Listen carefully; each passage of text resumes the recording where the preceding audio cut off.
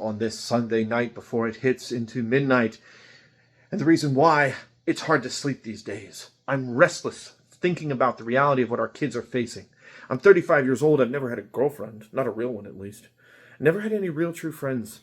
Anybody who actually knows me that thinks of me as a friend to this day, they don't stay in touch. They don't show good communication. And I've had to push them to get them to realize what communication really is. It's usually something just like a true friend does something selfless for another person to show them that they care and they don't ask for anything in return. That's the value of rare friendship you don't see anymore. Something you can just share with somebody without asking for payment or restitution or anything for that matter. No guy or girl should ever push each other to do anything in return favor, no matter what the gesture may be, just to prove they owe them something. That's not friendship. No.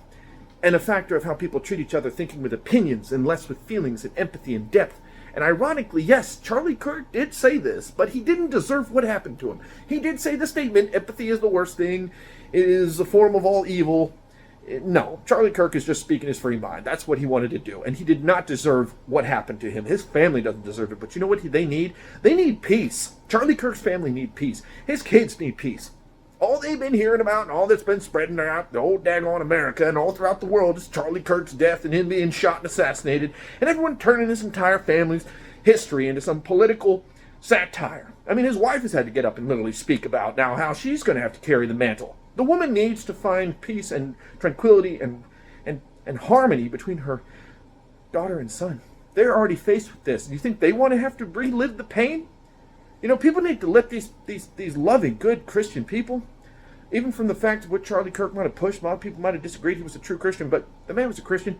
I'm not even a purebred Christian, and I am with the Lord because I know I've seen the good in the Lord through acts. And yes, even Charlie Kirk showed some of those forms of challenging certain things and questioning why the left seems to push certain narratives that are so hypocritically biased, and sometimes in many forms twisting the very good nature of what family values can be put toward, making it such a political agenda. And the same thing with the politics. It's getting sickening, and I think a lot of people can agree.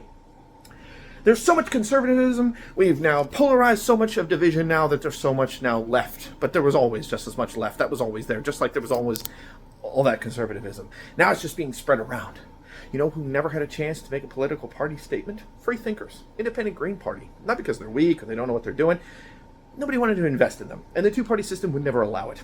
I think it's time for the kids to step up and take that mantle because being as one man myself who's never had any real connection and never seen any real formats except a bunch of neglect because that's how people like to treat each other, that's exactly why mental health is the biggest issue in this country. People like to create a negative narrative. And for our kids, we need to do a heck of a lot better. Mcluvin News, without the present, there is no future.